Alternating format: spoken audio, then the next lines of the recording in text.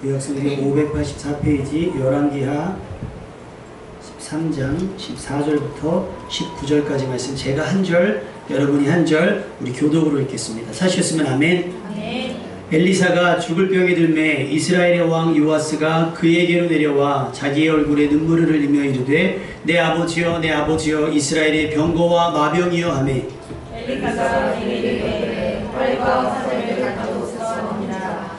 활과 화살을 그에게 가져오되 또 이스라엘 왕에게 이르되 왕의 손으로 활을 잡으소서 하매 그가 손으로 잡으니 엘리사가 자기 손을 왕의 손 위에 얹고 이르되 동쪽 창을 쏘사하여 본 열매 엘리사가 이르되 쏘소서 하는지라. 곧 손에 엘리사가 이르되 이는 여호와를 위한 구원의 화살 곧 아람에 대한 구원의 화살이니 왕이 아람 사람을 멸절하도록 아벨에서 치리라 하니라. 또 이르되 화살들을 집으소서. 곧 집음에 엘리사가 또 이스라엘 왕에게 이르되 땅을 치소서 하는지라. 이에 3번 치고 그친지라. 하나님의 사람이 노하여 이르되 왕이 되어서 오늘 칠 것이니라. 그리하였더면 왕이 아람을 죽여라기까지 쳤으리이나 그런즉 이제는 왕이 아람을 3번 치리라 하니라. 아멘. 월드컵이 거의 끝나가고 있죠. 월드컵 하면 우리 뇌리 속에 여전히 기록되어 있는 게 뭐죠? 2002년 월드컵이 이제 기억이 돼요. 그래서 지금도 그때 그 선수들이 오면 몇 강 갈 수 있을까? 막 이런 얘기들을 하고요. 지금도 국가대표 축구팀 감독하면 여전히 히딩크의 이름이 거론이 돼요. 왜냐하면 이제까지 한국 축구 역사에 없었던 큰 일을 했기 때문입니다. 심지어 그때 대통령 투표를 해도 히딩크가 대통령이 될 수도 있는 그런 분위기였었어요. 근데 세월은 지나잖아요. 그때의 그 감독이 우리에게 온다고 하더라도, 그때의 그 선수들이 지금 온다 하더라도 지나간 세월은 이겨낼 수가 없잖아요. 여러분, 세월을 이기려고 하지 마시고 세월의 불을 타시는 여러분 되시길 주님의 이름으로 축원합니다. 왕년에 내가 아닌 것을 인정하는 게 빨라요. 그러면 상처를 덜 받습니다. 제가 소시적에는 20대 중반까지 학생이라는 얘기를 들었어요. 학생, 어른들이 뭐 길 걸어올 때 학생 그랬어요. 저 지금도 그렇게 될 줄 알았더니 지금은 나이처럼 보이는데요. 그래서 그때는 내가 좀 그럼에도 불구하고 조금 그렇게 보였는데 그게 평생 갈 줄 알았더니 그게 아니다 라고 생각을 했어요. 여러분, 가장 베스트일 때가 아니라 가장 워스트일 때도 생각하시면서 적정한 선을 유지해 나가는 여러분 되시길 주님의 이름으로 축원합니다. 왜냐하면 그때를 추억하며 살아오면 지금이 만족스럽지가 않을 거예요. 내가 베스트일 때, 돈을 가장 많이 벌었을 때, 가장 평안했을 때 생각하면 지금은 불편하고 불행하고 어렵고 손해보는 인생 같을 수 있어요. 그러면 뭐가 없어질까요? 감사와 기쁨이 없어질 거예요. 그러면 제살 깎아먹는 것밖에 안 돼요. 그러니까 여러분, 지나간 세월은 지나간 세월 속에서 또 이 시대에는 이 시간에 우리에게 주신 은혜를 받아 누릴 수 있는 여러분 되시기를 주님의 이름으로 축원합니다. 그렇게 우리 인생, 우리 역사 가운데는 대단했던 사람들의 흔적들이 사실은 있어요. 축구에는 히딩크 감독이 있었으면 축구 선수에는 뭐 차범근 같은 선수도 있었을 것이고, 뭐 농구에는 뭐 누가 있을 것이고, 또 우리나라 정치에는 누가 있었을 것이며, 우리나라 뭐 의사들 중에 누가 있었을 것이며, 우리가 알고 있는 위인들이 그 시대를 망라해서 다 지나갔을 거예요. 네, 여러분, 그때 위인이 지금의 위인이 될 수는 없어요. 오늘 본문에 보면 엘리사가 나와요. 여러분, 엘리사가 어떤 사람입니까? 진짜로 대단했던 선지자거든요. 엘리야는 그냥 평범하게 사역을 시작했다면 엘리사는 그 엘리야의 갑절에 영감을 받고 시작한 사람이 엘리사 선지자였어요. 그러니 많은 사람들이, 특히 왕들이, 그 시대의 왕들이 엘리사를 의지할 수밖에 없었어요. 왜? 자기들에게 믿음이 부족하고 자기들이 하는 건 대부분이 악이었기 때문에 그 안에 엘리사가 끼어서 중보하지 않고 또 그것에 대해서 교훈하지 않으면 멸망 직전까지 갈 때가 한두 번이 아니었으니 엘리사에 대한 기대와 엘리사에 대한 의존이 굉장히 컸다고 볼 수밖에 없어요. 선지자들의 역할은 하나님의 공의로 윽박지르는 것이 아니라 하나님의 사랑으로 그들에게 구원의 기회를 알리는 것이 선지자의 사명인데, 엘리사는 여기 하나님의 능력이 더해져서 분명하고 확실하게 하나님의 구원에 대한 메시지를 전할 수 있었습니다. 어쩌면 이 엘리사의 그 대단했던 존재감으로 인해서 이스라엘은 가장 극단적인 상황을 면하게 된 건지도 모르겠습니다. 그런데 그렇게 한 시대를 풍미했던 엘리사가 이제는 어떻게 됐어요? 죽을 병이 걸렸어요. 다시 말하면 병이 들었는데 죽을 수밖에 없는 지경이 되었다라고 하는 거예요. 왕의 입장에서는 어떨까요? 기분이 참담할 거예요. 믿었던 사람이 뭐 직장에서 만약에 오너가 믿었던 사람이 이직을 한다거나 좋은 조건에 이직을 한다거나 뭐 성도 중에 누군가 문제가 있어서 어떤 일이 있어서 사정상 옮기게 된다거나 또 무슨 뭐 같이 가까이 지냈던 많이 의지했던 친구가 멀리 이사를 간다거나 뭐 등등의 여러 가지로 만남이 있고 헤어짐이 있고 막 이런 상황 가운데 많이 의지하고 많이 의존했던 사람이 떠나게 되면 그것이 뭐 이사가 됐든 뭐가 됐든 어쨌든 오늘 같으면 엘리사가 뭐가 됐어요? 죽게 되었으니 왕의 입장에서는 다시 못 볼 상황이 됐잖아요. 그러니 얼마나 참담했겠어요. 요아스 왕은 슬퍼하면서 엘리사에게로 왔어요. 그리고 눈물을 흘렸어요. 자기의 얼굴에 눈물을 흘리며 이르되 내 아버지여 이스라엘의 병거와 마병이여 이렇게 얘기합니다. 이 아버지여가 만약 하나님을 향한 적이라고 한다면 이 일을 어찌합니까? 탄식일 거예요. 근데 이 아버지라고 하는 말을 예를 들면 엘리사를 높여보는 거라고 한다면 그만큼 엘리사가 차지하는 비중은 대단했다라고 볼 수가 없어요. 엘리사라고 하는 존재가 뭐예요? 이스라엘의 병거와 마병이에요. 군사력의 거의 전부라고 이야기하는 것과 마찬가지예요. 근데 그가 병들어서 죽게 생겼으니 왕의 입장에서는 답답하고요. 힘들 수밖에 없는 거예요. 비록 요아스 왕이 믿음은 없어서 하나님께 악을 행하고 백성들로 하여금 범죄하게 했으나 엘리사를 잃게 되는 것은 진짜 큰 슬픔이었습니다. 이게 상실의 무게예요. 상실의 무게. 가까운 사람을 잃고 의지하던 사람들을 떠나보내는 것. 그럴 때 겪게 되는 아픔이자 절망감입니다. 여러분, 우리가 깨닫고 인정해야 되는 것은 뭐냐면 아무리 대단했던 사람, 아무리 훌륭했던 사람일지라도 우리와 영원히 함께 할 수는 없습니다. 인정하시면 아멘. 우리가 그걸 인정해야 돼요. 세월이 지나면 자녀된 우리는 가장 의지했던 부모님을 떠나보내야만 돼요. 가장 신뢰했던 선생님이나 스승의 곁을 떠나야만 합니다. 요아스의 절망감을 알고 있는 엘리사는요, 왕을 불러서 활과 화살을 준비하게 해요. 그리고 활과 화살이 준비되자 엘리사는 왕에게 활을 잡으라고 말합니다. 왕이 활을 잡았어요. 그랬더니 그 왕이 잡은 화살을 그대로 포기해서 같이 잡아요. 그리고 쏠 준비가 됐으면 동쪽 창을 여십시오 했더니 동쪽을 향해서 그 방향에는 아람 군대가 자리 잡고 있었던 거죠. 그리고 나서는 쏘십시오. 그래서 동쪽 열린 창문을 향해서 왕과 엘리사가 함께 활을 쐈습니다. 엘리사가 설명을 합니다. 17절 말씀을 다 같이 한번 읽어볼까요? 17절 말씀 다 같이 시작. 이르되 동쪽 창을 여소서 하여 곧 열매 엘리사가 이르되 쏘소하는지라 곧 소매 엘리사가 이르되 이는 여호와를 위한 구원의 화살 곧 아람에 대한 구원의 화살이니 왕이 아람 사람을 멸절하라도 아벨에 쏘시리라 하니라. 병들어 죽게 생긴 사람이 활 쏘는 거 쉬운 일 아닐 거예요. 근데 엘리사는 본인의 생이 다한 줄 알고 이제 왕에게 뭔가를 가르쳐주고 싶은 거예요. 뭘 가르쳐줘요? 하나님의 구원을 가르쳐주고 싶어 하는 거예요. 마지막 있는 힘을 짜낸 거죠. 그래서 예전에 뉴스에 나온 것 중에서 참 가슴 아픈 게 할머니 한 분이 버려진 거예요. 그래서 경찰서에 왔는데 집을 몰라요. 아무것도 모른다고 해요. 근데 알고 봤더니 모르는 게 아니에요. 자식이 버렸어요. 근데 자기가 알면 자식이 벌 받으니까 모른다고 하는 거예요. 그러니까 자기는 지금도 정신을 바짝 차리고 정신이 없는 척을 해야 되는 거예요. 이게 부모의 마음일 거예요. 왜? 내 자식에게 해가 되지 않도록 그것이 죄악이고 일을 할지라도 그 허물을 덮고자 하는 것이 부모의 마음이었던 것처럼 엘리사가요, 자기를 많이 의존했던 요아스 왕을 위해서 마지막 할 수 있는 건 뭐냐면 내가 이제 해줄 수 없는 것, 이제 본인 스스로 그것을 깨달았으면 좋겠다 하면서 보여주는 것이 바로 하나님의 구원에 대한 퍼포먼스예요. 발을 쏘고 하는 것들. 여러분, 우리는 다윗을 통해 전쟁이 하나님께 속해 있음을 진작에 알고 있습니다. 믿습니까, 여러분? 전쟁이 하나님께 속해 있어요. 맞죠? 아멘? 근데 우리는 남북한의 관계가 조금 애매해지고 막 미사일을 쏘고 막 이렇게 막 그런 일들을 도발을 하게 되면 우리는 되게 불편해하고 어려워하고 불안해하고 초조해요. 김일성이 죽어도 불안하고 김정일이 죽어도 불안하고 미사일을 쏘았는데 떨어지면 불안하고 막 이 불안함이 있어요. 전쟁은 어디에 속했는데? 하나님께 속해 있어요. 전쟁은 김정은에게 속해 있는 것도 아니고 전쟁은 트럼프에게도 속해 있는 것이 아니에요. 누구에게 속해 있어요? 전쟁은 하나님께 속해 있어요. 그러니까 우리 은혜 구하는 방향을 어디다 정해야 돼요? 하나님께 정해야 됩니다. 아멘. 그리고 하나님께서 그 기뻐하시는 뜻들을 어떤 그런 불행한 사고나 사건이 없이 통일될 수 있도록, 평화의 통일이 될 수 있도록 우리가 기도해야 되는 거예요.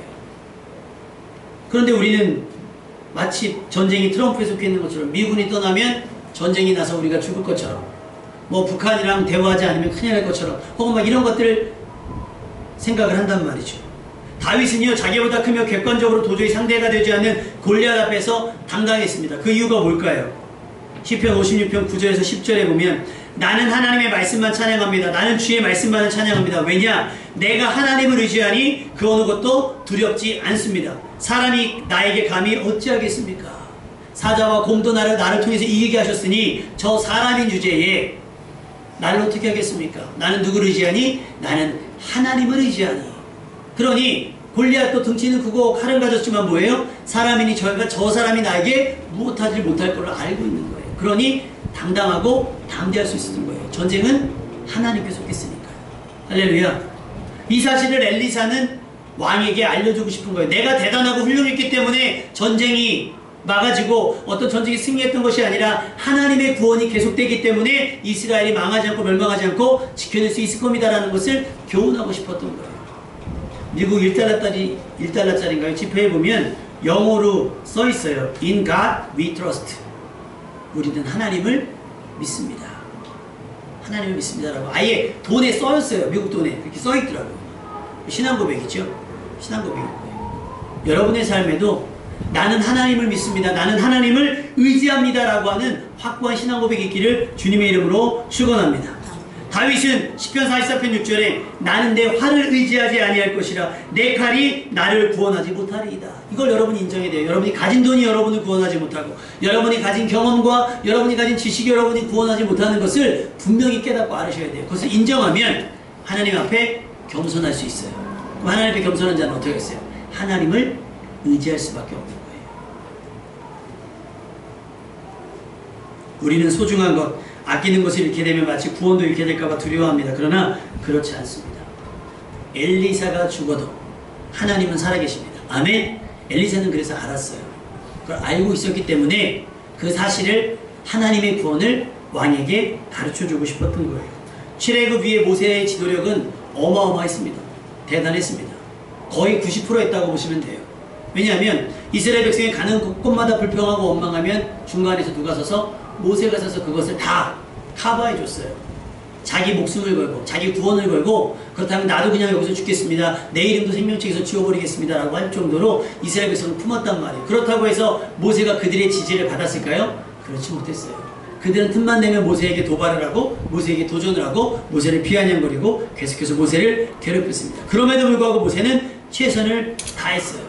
그리고 나서 모세가 끝까지 최선을 다한 게 뭐냐면 가나안 땅에 들어가는 것을 거절당하고 느보산에 죽게 되었을 때 모세가 첫 번째 했던 기도가 하나님 그렇다면 나를 대신해서 여호수아를 왕으로 세워주십시오 라고 했던 기도예요. 왜냐하면 이스라엘 백성은 눈에 보이는 모세가 없어지면 불안할 걸 알기 때문에. 시내산에서 한번 그런 일이 있었잖아요. 모세가 말씀을 받으러 계명을 받으러 올라갔는데 생각보다 모세가 더디 내려와요. 그러자 이스라엘 백성이 무슨 짓을 저지릅니까? 아론을 괴롭혀요. 우리를 애굽에서 인도인 신을 만들어 달라. 그래서 금을 가지고 오게 하고 그 금을 불 속에 던졌더니 금송아지가 나온 거예요. 그리고 나서 금송아지는 이렇게 선포합니다. 이 신이 우리를 애굽에서 건져내었도다. 보이지 않으니까 불안한 거예요. 보이지 않으니까 불안한 거예요. 우리 어린아이들이 그렇죠. 어린아이들이 막 잘 놀다가 부모님을 찾아봐서 없으면 그때부터 아이들은 불안해져요. 근데 현서는 지금 안 불안하죠. 우리 엄마가 눈 앞에서 안 보였으면 좋겠고 내 맘대로 해야 되니까. 크면 그래요. 학생들은 지금 그래요. 예전에 생일 파티 하면 막 엄마들이 다 준비했잖아요. 요즘 애들 그래요. 나 생일 파티에 그냥 돈 주세요. 내가 알아서 먹게. 애기들은 안 그래요. 친구들이 많아도 그 중에서 누가 있어야 돼요? 엄마가 있어야 아이들이 마음껏 놀아요. 뭐 하고 있기 때문에? 엄마를 의지하고 있기 때문에. 눈앞에 맛있는 게 있어도 누굴 찾아요? 엄마를 보는 게 맞는 거예요. 그래서 가끔 엄마들이 시험하잖아요. 이렇게 숨어서. 참 부모가 하면 안 되는데 그렇게. 아이들이 굉장한 트라우마가 된다고 그래요. 숨어서. 그럼 애가 막 불안해가 막 이래가지고 나중에 엄마가 짠 하고 나타나면 애가 막 서러워갖고 막 가려면 그거 이쁘다고. 애는요 지금 생사가 왔다 갔다 했었어요. 조금 전까지. 엄마가 눈에 안 보이니까. 의지했기 때문에. 의지했던 대상이 없어지면 그렇게 느끼는 거예요. 불안하고 초조하고. 그러니까 모세는 이스라엘 백성이 그렇게 될까봐 여호수아를 세워달라고 부탁을 한 거예요. 근데 엘리사는 자기 다음에 누구 세워달라고 얘기한 게 아니라 왕의 손을 직접 빌어서 당신이 한번 경험해 보십시오. 하나님의 구원이 당신의 손을 통해 나타날 겁니다. 당신을 통해서 아람군들이 이길 것입니다라고 엘리사는 왕을 가르쳐주고 있어요. 여러분도 자녀에게 그렇게 시킬 수 있기를, 가르칠 수 있기를 주님의 이름으로 축원합니다. 여러분 어릴 때 그거 한번 해보세요. 해보셨을걸요? 야 선생님 오신다 이거 해보셨죠? 시간 됐는데 해봤어요? 해보셨어요? 선생님 오신다 하셨어요? 아니면 한 명이 보고 이게 하는다 하셨어요? 부류가 나뉘죠. 한 명이 봐요. 이렇게 교무실 쪽으로 이렇게 조그만 문 열어놓고 다 망 보고 있으면 나머지는 막 자기들끼리 놀아요. 아마 지금이면 다 스마트폰에서 막 있겠지만 그때는 그런 거 없었으니까 막 따뜻치기도 하고 막 짤짤이도 하고 막 공기놀이도 하고 막 이랬을 거예요. 그러다가 갑자기 교무실 문이 창문에서 딱 봐서 우리 반 선생님이다 그러면 갑자기 큰 소리도 못 내죠. 야 선생님 하신다. 딱 해서 언제 그랬냐는 듯이 짠. 혹시 우리 주일 예배가 그러지 않은가 여러분 생각해 봤으면 좋겠어요. 내 눈에 보이지 않는다고 해서 하나님 나를 안 보시는 건 아니에요. 아까 부모님 얘기했죠. 부모님이 이렇게 하고 있다고 해서 아이를 안 보고 있는 게 아니잖아요. 부모님은 항상 눈에 아이를 두고 있는 것처럼 우리 눈에 하나님이 잠깐 보이지 않는다고 할지라도 하나님이 우리 눈에 안 보이는 것이 아니에요. 하나님은 우리를 다 보고 계신다는 거예요. CCTV보다 더 선명해요. 예전에 우리 안수희 집사님의 걔 초코 때문에 초코가 혼자 있으니까 외로울까봐 그 CCTV를 달으셨대요. 우리 초코가 잘 있나 보시려고. 근데 제가 마침 그때 뉴스를 봤는데 중국 해커들이 그걸 해킹해가지고 조절해가지고 몰래 카메라를 쓴대요. 집을 막 이렇게 돌려가지고 막 욕실에 맞춰놓고 막 침실에 맞춰놓고 막. 그래서 내가 집사님께 말씀을 드렸더니 그 다음 주에 그러는 거예요. 목사님 그렇지 않아도 무슨 소리가 나서 봤더니 얘가 막 혼자서 막 돌아가고 막 마치 카메라가 자기를 찾는 것처럼 막 이렇게 된대요. 우리 하나님은 몰래 카메라는 아니에요. 근데 여러분의 일주일도 다 보고 계십니다. 아멘. 아무도 없는 곳이 없어요. 아무도 계시지 않는 곳이 없고 하나님은 어디에나 계십니다. 아멘. 하나님은 모든 순간에 깨어있어서 여러분의 삶을 살피고 계세요. 아멘. 그러니 여러분 안 보인다고 내가 지금 내 눈에 보이지 않는다고 해서 불안할 필요가 없고 지금 내 눈에 당장 보이지 않는다고 해서 염려할 필요도 없어요. 하나님 뭐하고 계시니까? 나를 눈동자와 같이 살피시고 계시니까. 어떻게 살피실까요? 시편 121편에 보면 그렇게 기록되어 있어요. 우리 하나님은 졸지도 주무시지도 아니하고 너를 실족하지 아니하게 하시며 너를 지키시니가 졸지 아니하시리로다. 할렐루야. 그렇게 여러분 보고 계세요. 그러니까 내 눈에 잠깐 안 보인다고 하나님께서 내게 대답하지 않는다고 해서 나에게 관심 없는 것이 아니에요. 가만히 두고 보시는 거예요. 어떻게 하는지. 우리의 자유의지를 존중하셔서 어떻게 하는지, 사업은 어떻게 하고 직장생활은 어떻게 하며 가정생활은 어떻게 하고 사회생활은 어떻게 하는지를 하나님도 우리를 묵상하고 계시는 거예요. 가만히 보시는 거예요. 거기서 뭘 받으세요? 영광을 받으시는 거예요. 아멘. 막 인형놀이 하듯이 나를 일로 옮기고 일일이 하시는 것이 아니라 믿음을 전제로 해서 믿음 따라 말씀 따라 성령의 감동하심 따라서 믿음대로 살아가길 기대하면서 지켜보고 있는 거예요. 그런데 우리는 마치 내가 기도했는데 하나님이 응답하시지 않으면 뭐해져요? 불안하고 초조해지는 거예요. 염려하게 되는 거예요. 여러분 그러지 않았으면 좋겠습니다. 여러분이 많이 믿었던 목사님이 여러분과 연락이 되지 않고 여러분이 많이 의지했던 뭐 장로님, 권사님들이 갑자기 나하고 소통을 끊었을 때 괜찮아요. 구원은 어디서 와요? 하나님께로부터입니다. 따라서 해보실까요? 구원은 하나님께로부터. 물론 사람을 통해 주시는 건 맞아요. 근데 그 출처가 어디예요? 하나님께로부터 하는 거예요. 하나님께로부터. 엘리사는 왕의 손을 잡고 하나님의 구원이 아직도 유효하다는 것을 주지시키고 있습니다. 그리고 나서 활을 딱 쐈어요. 그리고 했던 말이 이것은 하나님의 구원입니다 라고 얘기해요. 그리고 나서 왕이요 이제 화살을 잡아보십시오. 그리고 땅을 치십시오. 땅을 치십시오. 왜 치라고 했는지 몰라요. 근데 지금 내가 잡은 화살이 뭐예요? 내가 잡고 그 왕이 지금 잡고 있는 화살이 뭐예요? 하나님의 구원이에요. 한 발 한 발이 하나님의 구원이라고. 한 발 딱 쐈더니 그게 뭐예요? 하나님의 구원이라고 했잖아요. 아람 군대를 멸절시키고자 하는 하나님의 구원. 그러니까 지금 잡고 있는 건 뭐예요? 하나님의 구원에 대한 약속. 할렐루야. 그 약속을 잡았어요. 왕이. 그 땅을 치십시오 그랬더니 왕이 성경을 몇 번 쳤대요? 3번 치고 성경은 냉정하게 이렇게 표현합니다. 그친지라. 세 번 딱딱 치고 그쳤어요. 그러자 19절 말씀을 한번 다 같이 읽어볼까요? 19절 말씀 시작. 하나님의 사람이 노아에 이르되 왕이 되어서 번을 칠 것이니라. 그리하여 그런 왕이 아람을 수시하려 가지 있었으나 그런즉 이제는 왕이 아람을 스스로 한치리라 하니라. 화를 쐈을 때 그것이 하나님의 구원이면 화살은 뭐예요? 하나님의 구원에 대한 약속. 근데 약속에 대해서 세 번을 치라고 했어요. 그러면 왕은 빨리 생각했어요. 머리를 굴렸어야 돼요. 아, 이렇게 땅을 치라는데 무슨 의미가 있겠지. 활을 쏘는 것에도 의미가 있었고 활을 잡는 것도 의미가 있었다고 하면 내가 붙잡은 이 화살, 이 두드리는 거에도 의미가 있지 않겠어? 라고 생각하면서 뭔가 했어야 돼요. 근데 딱 세 번 치고 나서 눈치를 봤겠죠. 한 번, 두 번, 세 번 했더니 엘리사가 반응을 안 하니까 이 정도면 충분한가 하고 세 번 치고 딱 거둔 거예요.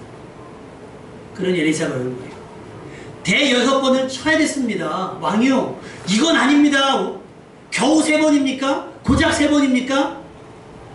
그 하나님의 구원에 대한 약속, 구원에 대한 확신을 고작 세 번. 만약에 왕이 대여섯 번을 쳤다면 아람 군대를 진멸하고도 남았을 겁니다. 그런데 이제 하나님께서 왕을 통해서 아람을 몇 번만? 세 번만 친다는 거예요. 세 번만. 여러분, 구원의 확신을 얻기는 쉬운 일이 아니에요. 근데 또 반대로 어려운 일도 아니에요. 치는 게 뭐가 어렵겠어요. 근데 그것을 겨우 세 번만 두드리고 붙이니 엘리사 입장에서는 납득도 되지 않고 이해도 용납도 되지 않아요. 제가 엘리사의 심정을 좀 알겠어요. 성도님들에게 기도하세요. 제발 기도하세요. 아, 제발 성경 읽으세요. 저 붙여놨잖아요. 성경 읽으세요. 예배 좀 드리세요. 막 얘기를 한단 말이에요. 근데 뭐 일주일에 한 번이면 충분하지 뭐. 일주일에 한 번 11시 예배 드리고 그친지라. 엘리사는 승질이 나는 거죠. 아, 담임 목사님 제가 뭐 승질 낼 수 있겠습니까? 또 상처받을까봐? 내가 막 뭐라 그러면 상처받잖아요. 새벽기도 안 나오면 막 다 지옥 간다 그럴까요? 금요기도 안 하면 다 지옥 간다 그러면 막 그럴 수는 없잖아요. 사실은 그게 사실이 아니니까. 근데 뭐예요? 지금 구원에 대해서 엘리사가 얘기했잖아요. 이 구원에 대한 약속, 그 약속을 잡았으니 그것은 쳐보십시오. 그걸 확신을 좀 가지십시오. 확신을 갈 때까지 좀 두드리십시오. 이걸 구체적으로 다 설명을 해야 합니까? 아니에요. 여러분, 기도하라고 하면 기도할수록 구원의 확신은 깊어집니다. 아멘? 구원은 분명해져요. 기도할수록. 말씀을 읽을수록 하나님의 구원을 깨달을 수 있게 돼요. 그런데 우리 어떻게 해요? 대충 피다가 말아요. 읽다가 말아요. 설교 듣다가 말아요. 그러니 답답한 거예요. 엘리사의 기분을 좀 알겠더라고요. 와, 그래서 요즘 깨닫는 게 그래요. 야, 주일날 예배 한번 드리고 구원을 받는다? 물론 새신자분들은 주일날 예배 한번 드리는 것도 어려운 일이에요. 그런데 사실 신앙생활이 오래될수록 우리 신앙은 늘어지잖아요. 근데 예전에는 그러지 않았잖아요. 예전에는 뭐 저녁 예배 드리고 새벽기도 다 해야 되는 줄 알았는데 지금은 목사님 세상이 바뀌었어요. 세상은 바뀌었어요. 하나님은요. 변하지 않으셨어요. 그럼 하나님은 모이기를 힘쓰는 자를 기뻐하세요. 아멘? 말씀 앞에 씨름하는 자를 기뻐하시고 기도하는 자를 더 기뻐하시는 거예요. 그럼 누구에게 응답하시겠어요? 누구에게 솔직히 복을 주시겠어요? 사모하는 자들 아니겠어요? 두드리는 자에게. 대충 그냥 적당히 해서는요 은혜 받기가 상당히 어렵습니다. 우리는요 완전한 구원을 얻기까지 말씀을 들어야 합니다. 아멘? 말씀을 듣는 거에서 안 되면 말씀을 쓰고요. 말씀을 암송하십시오. 구원의 확신이 들 때까지 듣고 또 듣고 읽고 또 읽어야 됩니다. 왜? 믿음은 들음에서 나고 그 들음은 하나님의 말씀으로 그리스도의 말씀으로 말미암기 때문입니다. 우리의 삶의 필요를 채우기 위해서도 열릴 때까지 두드리겠다는 간절함이 필요해요. 간절함이. 목사님들 중에 그런 얘기를 해요. 그 뭐죠? 백종원 씨가 그거 해주는 거 있잖아요. 그 얘기를 하면서 아, 자기가 참 여러 가지를 깨닫는데요. 사람들이 참 교만하다. 막 상상 안 돼서 막 죽을 것 같으면 백종원은 얘기 다 들어요. 그러다가 조금 만회되면 원상복구한다면서요. 자기가 했던 대로 돌아온대요. 그러니까 양도 줄고 백종원 씨가 했던 얘기가 그거라면서요. 절대로 먹는 것 갖고 장난치지 말아라. 돈 번다고 해서 양을 줄이거나 더 벌려고 양을 줄이거나 서비스를 하지 마라. 이렇게 하는데 돈 좀 버리고 어느 정도 자리가 되면 자기가 했던 대로 다시 돌아온대요. 그리고 백종원 얘기를 해주면 그런데요. 제 것도 못지않게 맛있어요. 이러고. 그러면 사람들이 그런데요. 뭐하러 방송 나온 거야? 결국 홍보. 간절함이 없어진 거죠. 간절함. 우리가 왜 기도하다 쉴까요? 왜 기도하지 않을까요? 간절하지 않아서 그래요. 둘 중에 하나 믿지 않기 때문에 혹은 간절하지 않기 때문에. 기도하다 말면 물론 아예 기도하지 않는 것보다 나을 수도 있어요. 그러나 거기까지예요. 우리는 확실히 승리, 분명한 응답을 얻기까지, 열릴 때까지 두드릴 수 있는 여러분 되시길 주님의 이름으로 축원합니다. 열릴 때까지 두드린다는 거 쉬운 일이겠어요? 어려운 일이겠어요? 어려워요. 근데 열려야 한다면 어떻게 하겠어요? 두드려야죠. 제가 세월호 얘기 가끔 하잖아요. 그 아이들 시신을 이렇게 하면 손톱이 다 아작이 난대요. 왜 그러겠어요? 그 물이 점점 차올 때 문을 열라고 열어집니까? 그러니까 그 쇠문을 손으로 긁어가지고 열고 싶어서 간절하니까. 근데 우리는 그래서 못 여는 게 아니잖아요. 안에서 안 열리는 거죠. 두드려서 안으면. 그것밖에 답이 없으면 그것밖에 구할 방법이 없어요. 근데 우리는 어떻게 해요? 다른 데서 방법을 찾으니까. 그래서 엘리사는 가르쳐주고 싶은 거예요. 다른 데서 구원의 방법을 찾지 말고 하나님의 구원의 방법. 근데 겨우 3번은 답답합니다라고 이야기하고 있는 거예요. 화려한 사역에 빼앗긴 눈과 귀를 온전히 하나님께 집중시켜야 됩니다. 엘리사는 자기에게 집중된 눈이 아니라 그 눈을 어떻게요? 도움이 되시는 하나님께 시선을 둔 거예요. 바울과 바나바가 사역을 할 때 귀신이 쫓겨났어요. 사람들이 와 신이 우리에게 왔다 그러면서 막 엎드려서 제사하려고 그럴 때 바울이 어떻게 했어요? 옷을 찢으며 나는 너희와 같은 사람이다라고 그랬어요. 왜? 혹 내 존재가 내 사역이 그들에게 하나님 앞에 가는 걸림돌이 될까봐 두려운 거예요. 바울이. 엘리사도 마찬가지고. 그러니까 빨리 그 기력도 없는데 다 죽어가는 사람이 왕의 손을 잡고 활을 쏘라고 얘기를 하는 겁니다. 의지의 대상을 내가 아닌 누구에게? 하나님께 둘 수 있게 하는 겁니다. 여러분 시편 37편 5절에 내 길을 여호와께 맡기라. 그를 의지하면 그가 이루시고 자기 재물이나 힘을 의지하지 마십시오. 아무리 빼어난 사람이라도 하나님만큼 의지해서는 안 됩니다. 때론 하나님께서 사람을 보내 우리에게 역사하실 때도 있긴 하지만 우리는 그 도우심을 알아볼 수 있어야 돼요. 이 도우심이 어디서 오는지. 오병이의 기적 이후에 예수님을 육신의 왕으로 삼으려는 미련한 생각들이 있죠. 우리는 그렇게 하면 안 돼요. 훌륭했던 사람, 하나님의 역사는 그래서 부자를 통해서 하시는 게 아니더라고요. 가난한 사람, 약한 사람이네요. 우리는 누가 왔으면 좋겠다 그래요. 부자가 왔으면 좋겠고 대단히 능력 있는 사람이 와서 교회를 부흥시켜줬으면 좋겠다고 생각하지만 하나님의 역사하시면 그렇지 않아요. 우리가 화를 쏘기를 원하시고 우리가 그 구원의 약속의 화살을 붙잡고 두드리기를 원하시는 겁니다. 우리를 통해 역사하시기를 원하시니까. 할렐루야. 하나님 문제.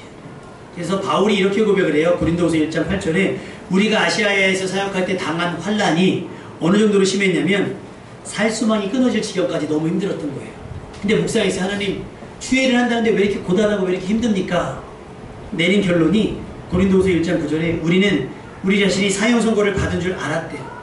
난 아무것도 할 수 없구나. 그 이유는 이는 우리로 자기를 의지하지 말고 오직 죽은 자를 다시 살리시는 하나님만 의지하게 하심이라. 할렐루야. 그거 빨리 인정하셔야 돼요.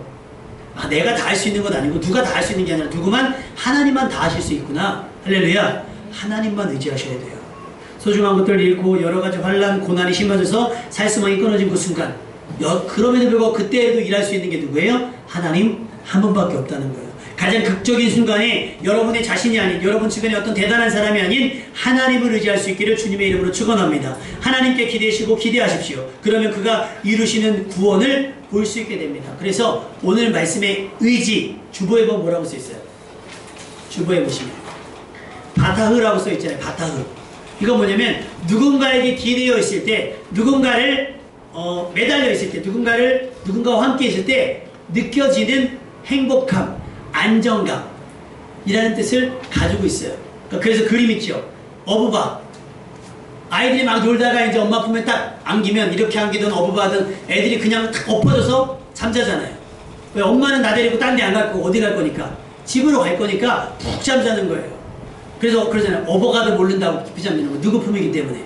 엄마 품이기 때문에 그런 거예요. 엄마를 뭐 하니까? 의지하니까. 여러분도 하나님을 그렇게 의지할 수 있기를 주님의 이름으로 축원합니다. 하나님이 여러분을 도울 준비가 돼 있어요. 넉넉하게 갖고 계세요.